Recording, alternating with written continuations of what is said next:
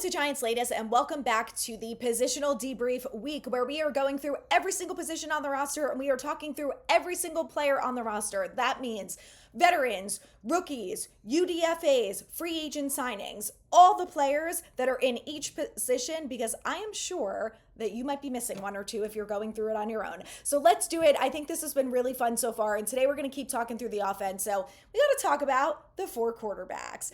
I don't think there's any questions about the depth chart on these four guys, let's be clear. But just for shits and giggles, let's go through it. We've got Russell Wilson, Jameis Winston, Jackson Dart, Tommy DeVito. Tommy DeVito is on the practice squad. I'm so sorry to all my Tommy Cutlet stands. His time in New York is mostly coming to an end. I think it's going to look like this. Russell Wilson is the starter, no ifs, ands, or buts. And then 2A is going to be Jameis Winston, and 2B is going to be Jackson Dart. I don't think that Jackson Dart is going to be the set number 3 quarterback. And the reason that I say that is because I think the ultimate plan for the Giants, the best case scenario, is that Russell Wilson plays really well. They win enough games that, I don't know, maybe they make the playoffs. I mean, I don't think they're going to do that, but you never know. This is all hypothetical, okay? So let's just say that. Hypothetically speaking, Russ Wilson has an amazing season. The Giants go to the playoffs and they lose because they're the Giants and that's the end of the fantasy, right? So then you had Jackson Dart sit an entire year behind Russ Wilson. He learns everything that he needed to know. He talks about wanting to be a sponge, learning behind him and Winston. I think this is the best case scenario. There is no reason why we need to force Jackson Dart onto that football field. There is absolutely no reason. So I think that's the best case scenario for 2025. Then 2026, here's the biggest question mark is what do you do with Russell Wilson?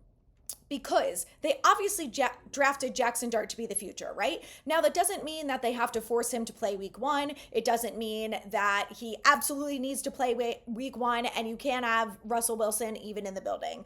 I don't really know what their plan would be. Obviously, it's all hypothetical depending on how this season goes. But I like the idea of having either Russ or Jameis on the team next year. Now, if it's up to me, I'm picking Russ Wilson. And I think that overall he's a better quarterback. I know he's going to be more expensive. I think that he's a better leader. There are things that I like about Russ Wilson more than I like about Jameis Winston. And I think that Russell would be a really good example for Jackson Dart.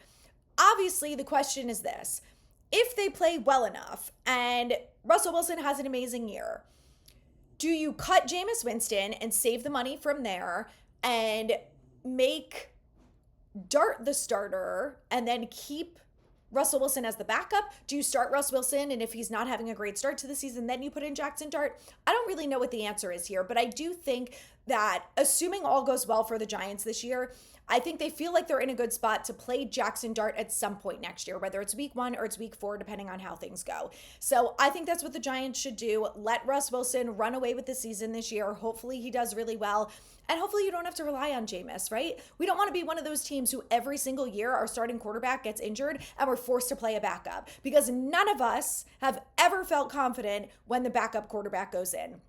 And maybe we'll feel differently about Jackson Dart a year from now. I don't feel great that if Jackson Dart has to step in for Russ Wilson or Jameis Winston, that we're going to be amazing. I just think that there's too much that he has to learn. He is very young and, I just don't want to force him in there. And I really just don't want to have a Daniel Jones 2.0 situation where we're forcing these quarterbacks into these situations that are obviously not good enough for them to be in. So Russ Wilson, I'm on board, buddy. Figure it out this year. Have a good year. Let the two guys behind you sit and learn. And, we can worry about Jameis Winston later, but obviously Jackson Dart is the future of this football team.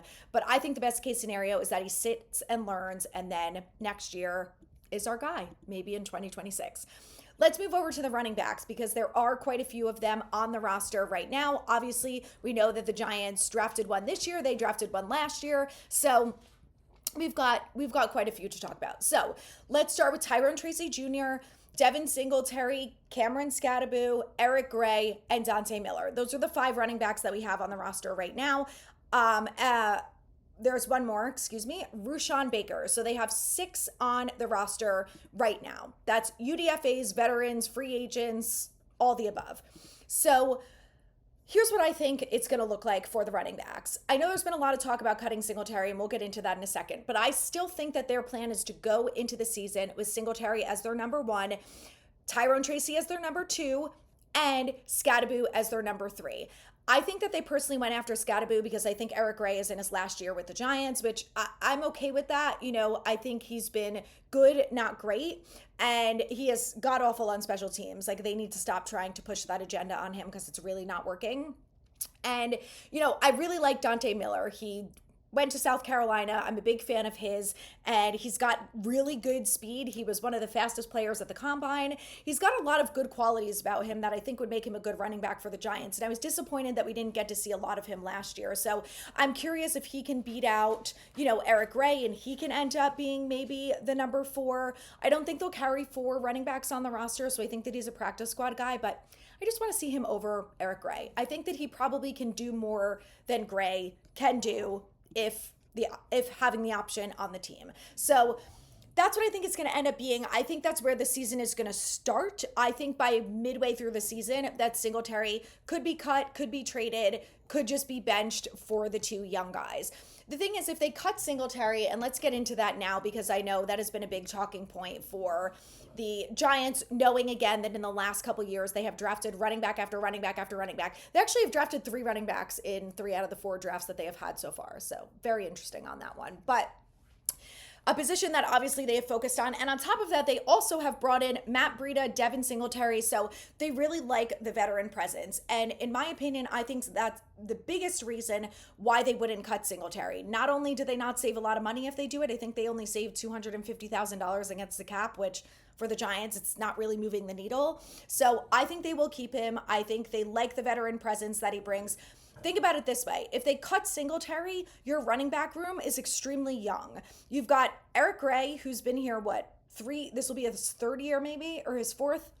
Hasn't really done a lot. You've got Tyrone Tracy, who's only in year 2, who has to work out his fumbling issue, but overall is a good back. Cameron Scadaboo, who's a rookie, and Dante Miller, who's only in his 2nd year with the Giants. So the Giants, especially with this front office, has really focused on veterans in every position. And I think that's one of the reasons they brought Singletary in, of course, with their experience with him in Buffalo. And I think that is one of the biggest reasons why they will end up keeping him. So will he stay the whole year? Will he be the starter the whole year? I don't think so. But I think that he will be the starter at least for the first quarter of the season. I think that we'll see quite a bit of him unless there's anything that he does, like if he fumbles or has issues that way on the field, then I think we will see him lose some of his playing time. But I think ultimately week 1, the first guys we're going to see out there is Singletary and Tyrone Tracy. And then maybe on 3rd down, we're going to see Scadaboo in the mix, things like that. I think that is really what we can expect as Giants fans. Let me know if you guys think differently. What do you think about Singletary being cut? Let me know in the comments and stay